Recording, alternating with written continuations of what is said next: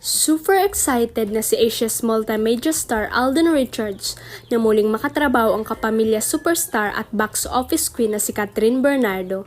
Game na game raw ang award-winning kapuso aktor na ipag-produce si Kathryn ng pelikula pagkatapos nilang magsama sa Hello Love Goodbye. Ilang taon na ngayon ang nakararaan.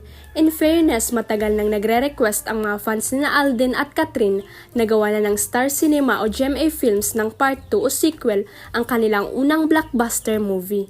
Nasabi na ni Alden sa isang panayam sa kanya at ng ilan pang members ng Showbiz Press na naghihintay lang siya ng tawag ng mga bossing ng Star Cinema at ABS-CBN Production para sa next project nila ni Kathryn.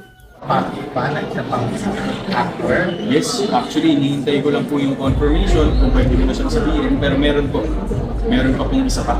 Nabigatin din. Sa isang panayam na tanong nga si Alden kung may posibilidad bang ipag-produce rin niya ng movie si Kathryn in the future. Ang naging tugon ng binata, coming soon, let's go. Bukod kasi sa pagiging aktor, isa na ring producer at director ngayon si Alden.